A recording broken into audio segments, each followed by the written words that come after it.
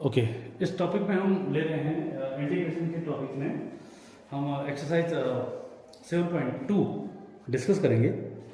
और 7.2 को डिस्कस करने से पहले मैं थोड़ा सा इंटीग्रेशन के बारे में बेसिक चीज़ें बताऊंगा। Integration is the anti derivative या reverse process of the differentiation. ठीक है, अगर हम डिफरेंशिएशन को फॉरवर्ड डायरेक्शन में ले लें या आगे जाने वाली बात करें तो इंटीग्रेशन को हम बैकवर्ड डायरेक्शन में की बात समझेंगे।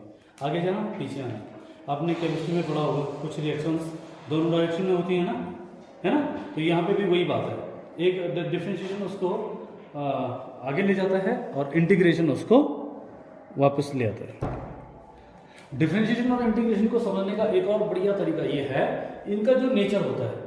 ठीक है, मैंने आपसे प्रीवियस एग्जाम में कहा था कि जैसे आपका जो सिंक होता है जहाँ आप हाथ धोते हैं, वॉश बेसिन जिसको हम कहते हैं, उसका नेचर क्या होता है, ऊपर से पानी आ रहा होता है और इस छेद में होकर के वो नीचे चला जाए।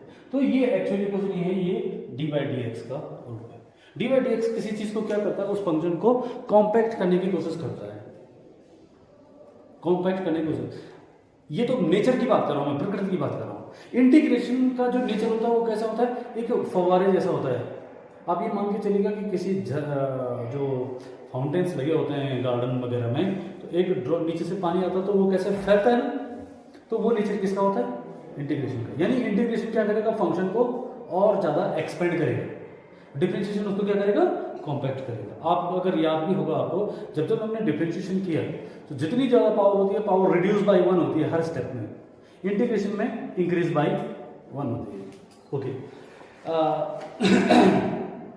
ये जो पूरा d अपॉन dx है, ये पूरा एक सिंगल टर्म है, ये कोई रेशियो नहीं है।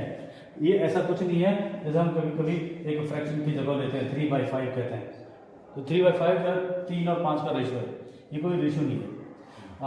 अगर किसी फंक्शन के साथ इसको अप्लाई करना है तो आप इसको d by D x of F x करोगे, ये इसको पूरे को क्या बोला जाता है, डिफरेंशियल बोला जाता है, या डेरिवेटिव ऑफ एफ एक्स पढ़ेंगे। सबसे बढ़िया तरीका क्या पढ़ने का, डेरिवेटिव ऑफ एफ एक्स इसको पढ़ेंगे। ठीक है, अब मैं इंटीग्रेशंस के कुछ बेसिक्स मेथड्स पे बात करूँगा कि जब हम इंटीग्रेशन के क्वेश्चन को शुरू करेंगे तो सबसे पहले हम किस किस मेथड को फॉलो करेंगे, उस क्वेश्चन में हम देखेंगे क्या क्या कि हमारे पास क्या चीज़ है। ओके, सो सबसे पहला मेथड है हमारा सब्स्टिट्यूशन। सब्स्टिट्यूशन को हिंदी में क्या कहते हैं, प्रतिस्थापन। प्रतिस्थापन करना, रिप्लेस कर देना उसको। किसको रिप्लेस करेंगे, जिसकी वजह से वो फंक्शन हमें कॉम्प्लेक्स नजर आता है। एग्जाम्पल के लिए मैं बात करता हूं, सपोज करो हमें तो फॉर्मूले में साइन ऑफ एक्स का इंटीग्रेशन याद है या फॉर्मूला मालूम है साइन ऑफ एक्स, लेकिन अगर इस एक्स को थोड़ा सा मैं कॉम्प्लेक्स नेचर ये करो, मान लीजिए मैंने यहाँ पे क्या किया कि x + 2 कर दिया, तो साइन ऑफ x + 2 का कोई वो नहीं था, तो हम क्या करेंगे, इस x + 2 को किसी और नए वेरिएबल से क्या कर देंगे, रिप्लेस कर देंगे। ये x + 2 को मान ली मैंने क्या कर दिया, t1 बना दिया। तो जब हम प्रतिस्थापन करते हैं या सब्स्टिट्यूशन मेथड फॉलो करते हैं तो क्या क्या चेंज होता है, पहला हमारा फंक्शन चेंज हो जाएगा, क्योंकि हमारा वेरिएबल क्या आया, t आ रहा है, तो सब कुछ यहाँ t में हो जाएगा। प्लीज फोकस, मैंने कहा हमारा फंक्शन चेंज हो जाएगा और हमारा डिफरेंशियल चेंज हो जाएगा। फंक्शन चेंज इससे हो जाएगा जो हमने लिया है, ठीक है, तो ये जो है क्या बन जाएगा, हमारा साइन ऑफ t बन जाएगा। लेकिन हमें dx भी चाहिए, और dx कहां से मिलेगा, dx किस फॉर्म में चाहिए, क्योंकि फंक्शन वेरिएबल क्या बन रहा है, t बन रहा है, यहाँ dt चाहिए होगा, तो हम इसको डिफरेंशिएट करेंगे। इसको डिफरेंशिएट ऐसे करेंगे कि लेफ्ट साइड में x के रिस्पेक्ट में चलेगा और राइट साइड में t के रिस्पेक्ट में। तो x का डेरिवेटिव यहाँ पे क्या माना जाएगा, dx माना जाएगा, और 2 का डेरिवेटिव जो होता है 0 हो जाएगा, दैट इज कांस्टेंट, और ये हो जाएगा dt। सो हमारा जो dx है वो रिप्लेस हो जाएगा dt से। अब हम इसको इंटीग्रेट कर सकते हैं। सबसे याद रखने वाली बात यह है कि आगे जैसे जैसे क्वेश्चन आएंगे कि ये प्रॉब्लम आएगी, सर किसको सब्स्टिट्यूट करें, तो मैं यहाँ पे एक लाइन कह रहा हूँ, हम जो भी हमारे पास फंक्शन दे रखा होगा, हम फंक्शन के उस हिस्से को सब्स्टिट्यूट करेंगे जिसका डेरिवेटिव वहीं दे रखा हो। व्हाट आई से, रिपीट दैट, हम फंक्शन के उस हिस्से को सब्स्टिट्यूट करेंगे या रिप्लेस करेंगे जिसका डेरिवेटिव वहीं दे रखा हो, आसानी से। ओके, इसमें मैं फिर थोड़ी देर और बात करूंगा जब हमारी एक्सरसाइज डिस्कस हो जाएगी, आ जाएगी तो, ठीक है। उसके बाद जो नेक्स्ट मेथड है वो सबसे कॉमन मेथड है और वो होगा हमारा सिंप्लीफिकेशन। क्या? सिंप्लीफिकेशन, ये सबसे ज्यादा जरूरी है, सब सरलीकरण। कभी कभी हमें लगता है कि न्यूमरेटर और डिनोमिनेटर में फंक्शन दे रखा है, न्यूमरेटर के या डिनोमिनेटर के फैक्टर करेंगे, कुछ कुछ कॉमन होगा वो कैंसिल हो जाएगा तो वो छोटा हो जाएगा, ठीक है, एक ही। नेक्स्ट और तीसरा जो मेथड है कभी कभी जो हमें फॉलो करना पड़ता है वो हमारा क्या होता है, रेशनलाइजेशन। रेशनलाइजेशन इसको हम प्रमेयीकरण कहते हैं, जो हमने खासकर 9th या 10th में कहीं पढ़ा है। जो ये हमारा कहाँ हेल्प करेगा, जहाँ हमारे फंक्शंस स्क्वायर रूट लिए हुए होंगे, ठीक है। जैसे ये क्वेश्चन है, under root of x minus under root of x a upon under root of x plus under root of a, इसको सॉल्व कीजिए।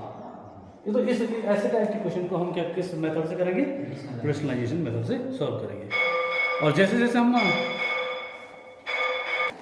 हमारे पे यहाँ पे ये 3 क्वेश्चन मैंने एक्सरसाइज 7.2 से लिखे हैं, आप इसको ध्यान दीजिए।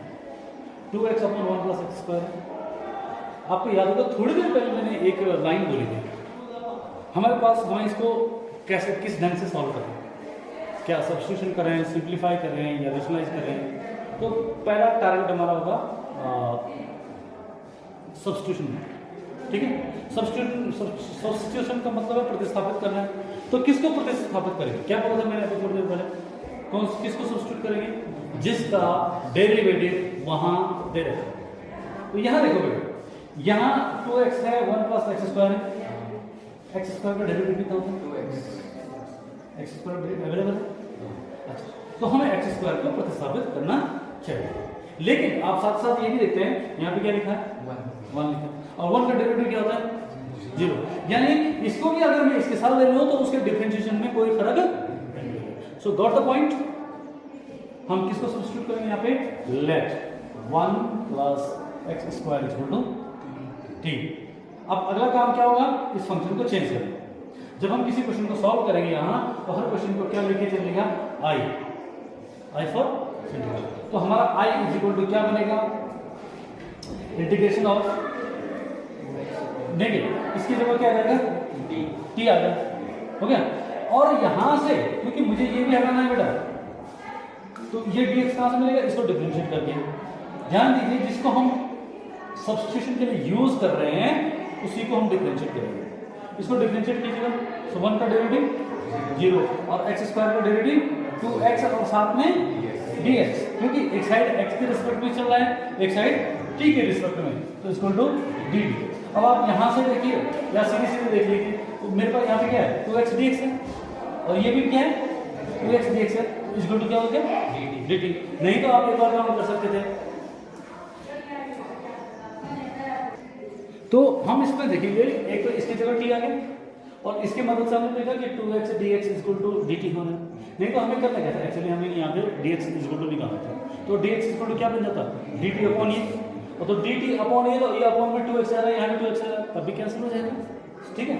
सो सीधे सीधे इस पूरे की जगह कितना आ जाएगा, dt आ जाएगा। अब ये हमारा कैसे ट्रीट होगा, 1 अपॉन टी टाइप है, और 1 अपॉन टी या 1 अपॉन एक्स किसका आंसर होता है, 1 अपॉन एक्स किसका डेरिवेटिव होता है, लॉग।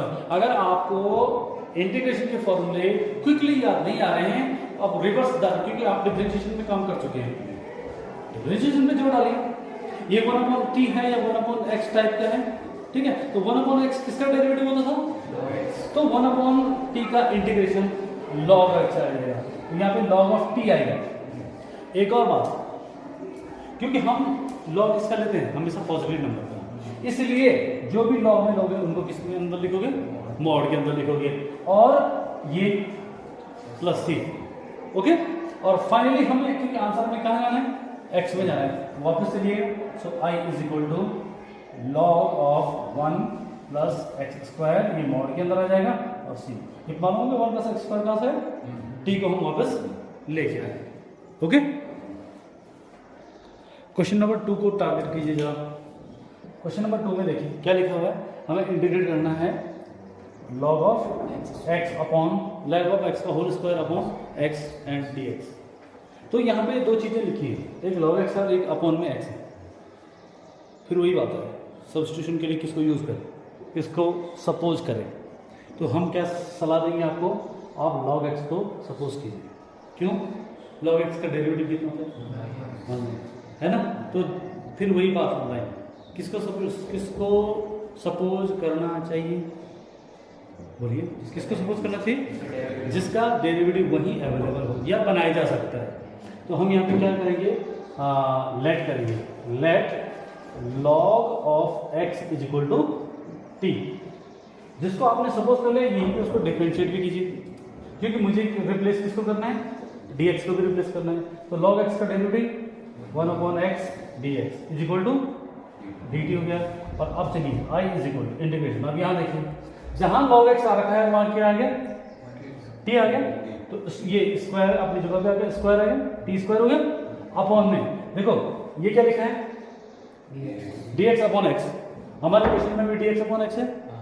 तो ये dx अपॉन x किससे रिप्लेस हो जाएगा, dt से। तो यहाँ लिखने की कोई जरूरत नहीं है। So your answer is only T square of dt। हो गया, और इसको आप इंटीग्रेट करना जानते हैं। तो टी स्क्वायर का इंटीग्रेशन किस फॉर्मूले से हो जाएगा, x की पावर n। तो मैंने कहा था इंटीग्रेशन में पावर क्या होती है, रिड्यूस होती है या इंक्रीज होती है, इंक्रीज होती है बाय 1, एक स्टेप बढ़ जाएगा। So t raise to the power 3 upon 3 plus c, और फाइनली वापस x में आएगा। So i is equal to कितना हो जाएगा, t क्या था हमारा, log ऑफ x, इसकी होल पावर 3 एंड अपॉन में 3 and plus c। This is your answer. हम क्वेश्चन नंबर 3 को सॉल्व करें उससे पहले फिर दोबारा क्वेश्चन 1 और 2 को टारगेट करो जरा। आपको साफ साफ नजर आ रहा था कि कुछ ना कुछ ऐसा है जिसका डेरिवेटिव वहां पे अवेलेबल है। पहले वाले क्वेश्चन में एक्स स्क्वायर मिला, उसका डेरिवेटिव 2x मिला। दूसरे वाले क्वेश्चन में log x मिला, उसका डेरिवेटिव 1 अपॉन x है, वो भी मिल गया। लेकिन तीसरे क्वेश्चन में हमें सीधे सीधे ऐसा कुछ नजर नहीं आ रहा है। ओके, तो अब हम क्या करें, जब हमें नजर नहीं आता है तो थोड़ा सा मैथमेटिक्स अप्लाई करते हैं। मैथमेटिक्स का मतलब ये नहीं है जो आप मैथ्स पढ़ते हैं कि बेटा ये फॉर्मूला है इसको अप्लाई करो, आपने देखा कॉपी किया उसकी जगह वैल्यू चेंज करके पेस्ट कर दिया, नहीं ये नहीं है।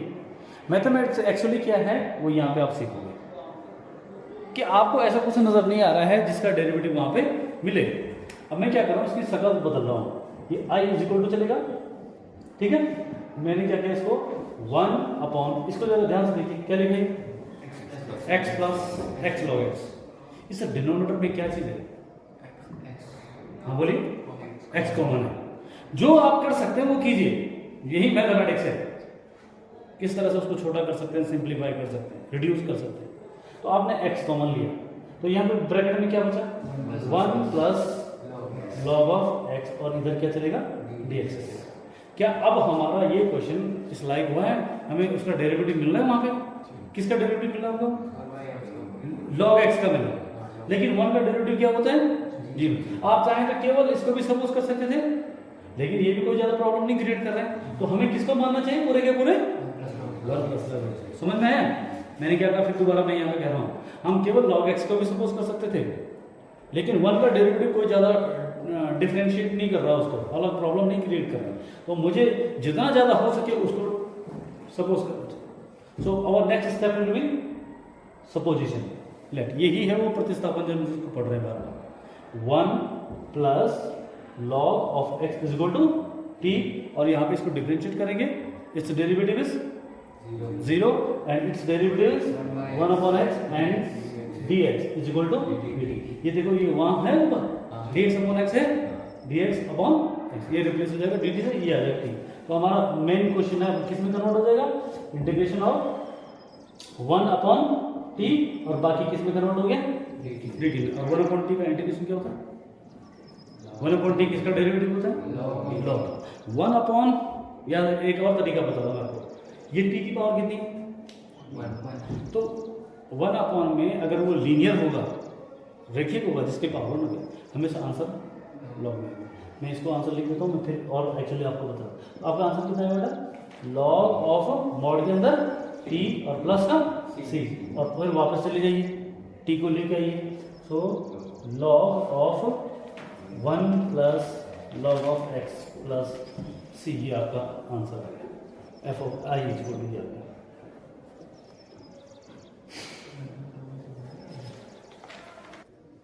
देखो बेटा, हम इंटीग्रेट कर रहे हूँ और 1 अपॉन में रैखिक रूप में लीनियर फॉर्म में कुछ देखें, जैसे ओनली 1 अपॉन एक्स है, इसका इंटीग्रल क्या हो जाएगा?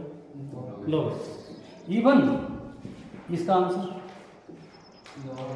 लॉग ऑफ एक्स प्लस 1, क्योंकि ये रैखिक है, ठीक है। अगर यहाँ इसके आगे कोई नंबर भी लिखा हुआ है तो उसका आंसर इंटीग्रेशन, इसका आंसर क्या बनेगा? Log of 2x plus 1।